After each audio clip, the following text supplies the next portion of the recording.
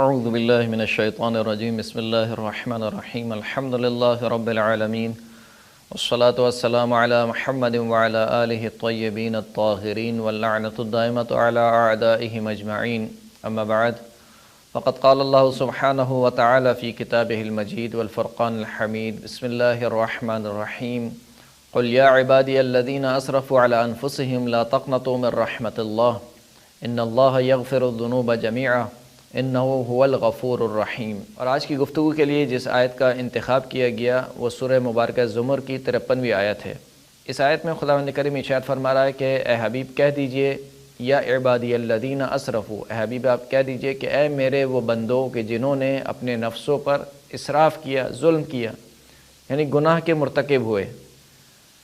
لا تقنطوا من رحمت اللہ، اللہ کی رحمت سے ہرگز مایوس نہ ہو۔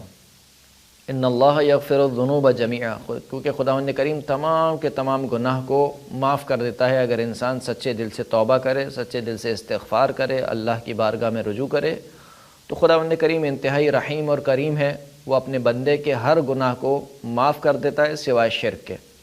انہ هو الغفور الرحیم، بے شک خداوند کریم ہی ہے جو بہت زیادہ بخشنے والا ہے اور بہت زیادہ رحم کرنے والا ہے۔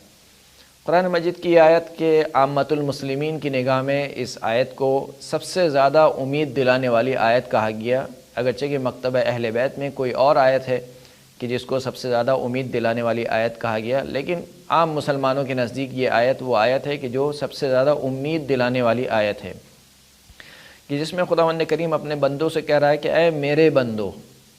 اس کا خود جو خطاب ہے اس خطاب میں اس قدر لذت ہے کہ خداوند کریم نے اپنی طرف نسبت دی، یعنی اپنے گناہ گار بندوں کو خداوند کریم نے اپنی طرف نسبت دی۔ اے میرے بندو الذین اسرفوا علی انفسہم، جنہوں نے اپنے نفس پر اسراف کیا، جنہوں نے اپنے نفس پر ظلم کیا۔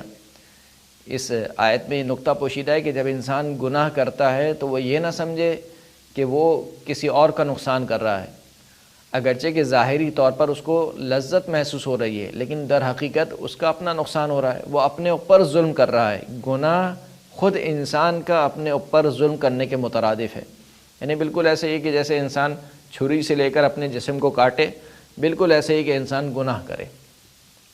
تو گناہ فرمائے کہ گناہ کیا ہے کہ خود اپنے نفسوں پر ظلم کرنا، یہ گناہ ہے۔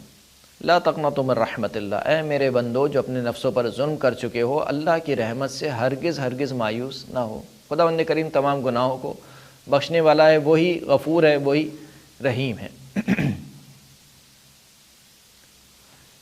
انسان کی ایک فطرت ہے کہ جس کو خداوند کریم نے قرآن مجید میں جا بجا بیان کیا ہے۔ فرمایا کہ اذا انعمنا علی الانسان اعرض ونأى بجانبہ، جب ہم انسان کو نعمتیں دیتے ہیں تو وہ کنارہ کشی اختیار کرتا ہے، منہ موڑ لیتا ہے اور اپنا دامن چراتا ہے، یعنی ہم سے دور بھاگتا ہے۔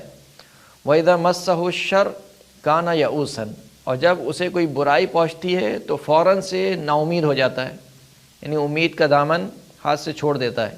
یعنی یہ انسان کی فطرت ہے کہ جب انسان خوشحال ہوتا ہے تو سمجھتا ہے کہ میں ہی سب کچھ ہوں، اور جب انسان پر مصیبت پڑتی ہے تو سمجھتا ہے کہ دنیا میں سب سے زیادہ بدبخت میں ہوں، مجھ سے زیادہ کوئی بدبخت نہیں ہے اور اب میرا کچھ نہیں ہو سکتا، لہٰذا نا امیدی جو ہے وہ انسان کے پورے بدن پر اور پورے وجود پر چھا جاتی ہے۔ اسی طریقے سے ایک اور جگہ خداوند کریم نے ارشاد فرمایا کہ لا یسأم الانسان من دعاء الخیر، کہ انسان خیر کی دعا کرنے سے نہیں تھکتا۔ وَإِذَا مَسَّهُ الشَّرُّ فَيَئُوسٌ قَنُوطٌ، لیکن جب انسان کو کوئی برائی چھو لیتی ہے، جب انسان کسی مصیبت میں مبتلا ہوتا ہے، فَيَئُوسٌ قَنُوطٌ، تو انسان انتہائی نا امید ہو جاتا ہے، انتہائی مایوس ہو جاتا ہے۔ یہ مایوسی اور یہ نا امیدی جس کو گناہ کبیرہ میں سے قرار دیا گیا۔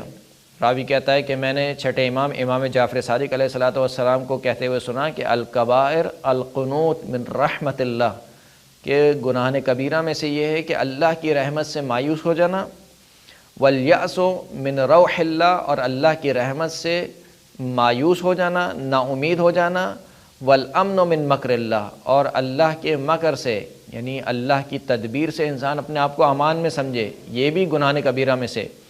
یعنی نہ انسان مکمل طور پر مایوس ہو جائے کہ اب تو میرا کچھ نہیں ہو سکتا، میں اتنے گناہ کر چکا ہوں، اب تو مجھے جانا ہی جہنم میں ہے، یہ مایوسی بھی کفر ہے۔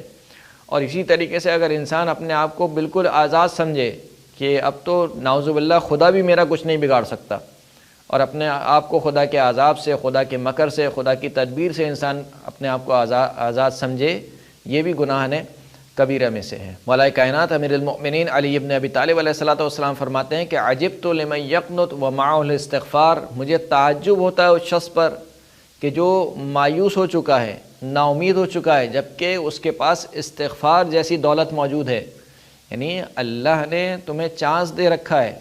کتنا چانس دے رکھا ہے؟ کہا کہ پوری زندگی، مرتے دم تک تمہارے پاس چانس ہے، مرتے دم تک تمہارے لیے آپشن کھلا رکھا ہے کہ جب چاہو، جس وقت چاہو میری بارگاہ میں رجوع کرو، میں تمہیں قبول کر لوں گا۔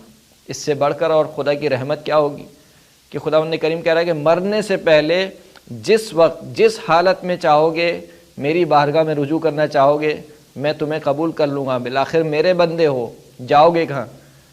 اور میرے علاوہ تمہارا کون ہے؟ لہٰذا میں ہی ہوں جو تمہارے گناہوں کو بخشنے والا ہوں۔ یہی وجہ ہے کہ مولا کائنات امیر المؤمنین علی ابن ابی طالب علیہ الصلوۃ والسلام نے اپنے بیٹے جناب امام حسین علیہ الصلوۃ والسلام کو یہ نصیحت کی کہ اے حسین، دیکھو کسی گناہ گار کو مایوس نہیں کرنا، یعنی وہ شخص جو گناہ کر رہا ہو تم اس کو مایوس مت کرنا کہ تم نے تو اتنے گناہ کر چکے ہو کہ اب تو تمہارا کچھ نہیں ہو سکتا، جہنم تمہارا ٹھکانہ ہے اور تمہیں تو جانا ہی جہنم میں ہے۔ کہا نہیں، اس کو مایوس نہیں کرنا۔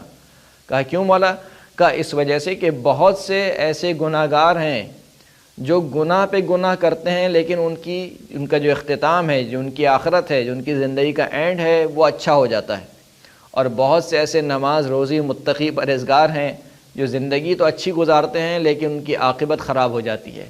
لہٰذا انسان کو ڈرنا چاہیے اور اپنی عاقبت کے بارے میں دعا کرنی چاہیے کہ خداوند کریم ہم سب کی عاقبت کو خیر قرار دے۔ وآخر الدعوانا ان الحمد للہ رب العالمین۔